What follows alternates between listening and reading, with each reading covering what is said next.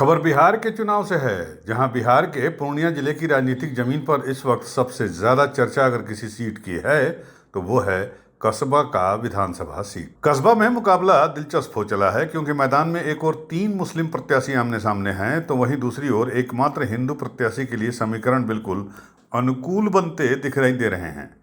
सवाल यही उठ रहा है कि क्या मुस्लिम वोटों के बंटवारे से होगा हिंदू उम्मीदवार को फायदा? जी हाँ, पूर्णिया जिले की कसबा विधानसभा सीमांचल की सबसे अहम सीटों में से एक है। यहाँ लगभग 3,20,000 मतदाता हैं, जिसमें तकरीबन 60% मुस्लिम समुदाय से और 35% हिंदू समुदाय से आते हैं। ये सामाजिक समीकरण किसी भी प्रत्याशी की जीत या हार को तय करता है। कसबा विधानसभा राजनीतिक इतिहास भी काफी रोचक रहा है। कांग्रेस पार्टी यहाँ लंबे समय से प्रभावी दिखती रही है। आफाक आलम ने कांग्रेस से 3 बार लगातार जीत दर्ज की और मंत्री भी बने, लेकिन इस बार कांग्रेस ने उन्हें बाहर का रास्ता दिखा दिया, उनका टिकट काट दिया और इरफान आलम को कसबा से प्रत्याशी बनाया है, जो यहाँ के स्थानीय उम्मीदवार हैं और जिनका काफी दबदबा भी बताया जा रहा है। अब टिकट कटने की नाराजगी में आफाक आलम ने पार्टी से इस्तीफा देकर निर्दलीय उम्मीदवार के रूप में मैदान में उतरने का ऐलान कर, लिहाजा अब मुकाबला तिकोना नहीं बल्कि चौकोना हो गया है। मंच पर कांग्रेस के इरफान आलम, निर्दलीय आफाक आलम, AIMIM के शाहनवाज आलम, तीनों मुस्लिम प्रत्याशी आमने सामने हैं। जी, मेरा मुद्दा है भ्रष्टाचार पर लगाम लगे। मैं कसबा विधानसभा के सभी प्रखंड, सभी अंचल जो थाना है, मेरा रिक्वेस्ट रहेगा, जनता जब अपार मत से जिता के हमको भेजेंगे, जब सदन में हम लोग का शपथ ग्रहण हो जाएगा तो वहाँ से आके पहले सभी प्रशासन पदाधिकारियों के साथ हम बैठक करेंगे और रिक्वेस्ट करेंगे, आग्रह करेंगे कि जनता को लूटने का काम मत कीजिए। अगर लूटिएगा तो आप लूटा जाइएगा। इसलिए आप लोग जो रिक्वेस्ट करेंगे, अगर नहीं मानेगा तो उसको 24 घंटा के अंदर बोरिया बिस्तरा उसको समेट के भिजवा देंगे, चाहे उसके लिए जो भी करना पड़े। आशा देखने के बाद बहुत ऐसे बड़े बड़े नेता को हमने मोबाइल के द्वारा, दूरभाष के द्वारा, मीडिया के द्वारा हमने बड़े नेता को खबर किया कि यहाँ बहुत बड़ा गोलमाल हो गया है, टिकट चोरी हो रहा है और इसमें जो है कोई ध्यान नहीं दिया। जब निराश होकर हम अभी हम नॉमिनेशन दे रहे हैं, निर्दलीय के रूप में हम हैं, फिर जनता के दरबार में हम आए हैं और जनता से गुहार लगाएंगे, आशीर्वाद लेंगे और जनता ही हमको भेजा है। पार्टी तो एक सिंबल है, लेकिन जनता ही एक ताकत ऐसी है कि जो देश का निर्माण करती है, पार्टी को बनाती है। हम फिर जनता के पास आए हैं गुहार। बिहार में लगातार डबल इंजन की सरकार देख रहे हैं हम लोग, लेकिन यहाँ के युवा बेरोजगार हैं। यहाँ के लोग आज भी पलायन कर रहे हैं भारी संख्या में।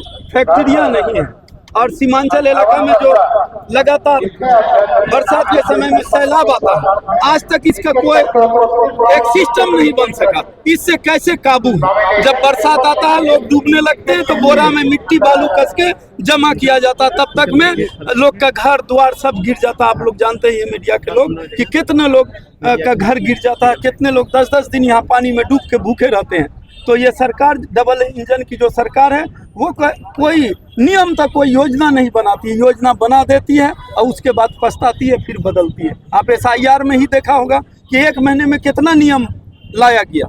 शुरू में अगर वो सोचे तो लोग परेशान नहीं हो। शाहनवाज जी, पिछले विधानसभा चुनाव में 2020 में वहीं NDA समर्थित लोजपा रामविलास ने पहली बार अपने प्रत्याशी नितेश सिंह को मैदान में इन तीनों के खिलाफ उतार दिया है, जो इस पूरे मुकाबले में एकमात्र हिंदू उम्मीदवार हैं। नितेश सिंह सीमांचल के जाने माने व्यवसायी हैं। राजनीतिक पृष्ठभूमि भले न रही हो, लेकिन वे शिक्षित वर्ग से आते हैं और लंबे समय से समाज सेवा से जुड़े हैं। उनके समर्थन में कसबा के व्यापारिक समुदाय और उच्च जाति मतदाताओं का झुकाव भी साफ साफ देखा जा सकता है। राजनीतिक जानकारों का मानना है कि जैसे जैसे चुनाव आगे बढ़ रहा है, मुस्लिम वोट 3 हिस्सों में बंट रहे हैं, जिससे हिंदू वोटों का ध्रुवीकरण नितेश सिंह के पक्ष में होता दिखाई दे रहा है। नमस्कार और दिवाली की ढेर सारी शुभकामनाएं। आज दिवाली है, आप जानते हैं। तो कस्बा में जो विकास की 14 साल की वनवास है, तो हमने एक पहली सीढ़ी नामांकन के तौर पे आज डाला है और मुझे लगता है कि इस बार जनता का भरोसा हमारे साथ है। 14 तारीख को हम बड़ी दिवाली मनाएंगे। उसके बाद हम विकास, वहाँ पर जो चीज़ें बच गई हैं हर घर तक, हर भाई तक, हर बहन तक, हर फैमिली तक लेके जाएंगे। क्या क्या मैनिफेस्टो आपका है यहाँ पे विकास करने के लिए? देखिए, क्या मुद्दा क्या रहेगा? चुनाव में मुद्दा क्या रहेगा सर? देखिए, जैसे आपके पार्टी का मुद्दा है कि बिहारी फर्स्ट बिहार फर्स्ट, वो तो एक बात है, लेकिन एक युवा है और अचानक आप मतलब अपने व्यापार से राजनीति में, खासतौर से कसबा की जनता को आप पहला क्या कहें जो आप पर यकीन करें? देखिए, एनडीए ने पिछले 20 साल में बिहार में हर कस्बे में विकास किया है। रोड हो, बिजली हो, चाहे शिक्षा हो, चिकित्सा हो, हर क्षेत्र में कार्य किया गया है। हमारी सरकार ने इस बार जिन एरियाज में जो चीजें बची हुई है, रोजगार के क्षेत्र में और हमें काम करने की जरूरत है, हायर एजुकेशन के क्षेत्र में और हमें काम करने की जरूरत है, उन सारी चीजों को, मुद्दों को लेके हम 2025 में नीतीश जी को फिर से लाने का संकल्प लेके जाएंगे। जो काम किया है उस पे वोट मांगेंगे। यानी वही स्लोगन है 2025 फिर से Nitish. Thank you very much, बहुत बहुत शुक्रिया। कस्बा विधानसभा का जातिगत ढांचा देखें तो यहाँ मुसलमान समुदाय के अलावा यादव, कुशवाहा, ब्राह्मण और बनिया मतदाताओं की भी काफी संख्या मौजूद है। इनमें से अधिकांश मतदाता इस बार लोजपा रामविलास के उम्मीदवार को नए चेहरे के रूप में देखने के मूड में नजर आ रहे हैं। वहीं कांग्रेस के इरफान आलम संगठनात्मक मजबूती के साथ उतरे तो हैं, लेकिन आफाक आलम के बगावत के बाद पार्टी के लिए चुनौती और भी मुश्किल हो गई है। उधर AIMIM के शाहनवाज आलम क्षेत्र के स्थानीय मुस्लिम मतदाताओं से सीधे संपर्क में हैं और युवा वर्ग को अपनी ओर आकर्षित करने में जुटे हुए हैं।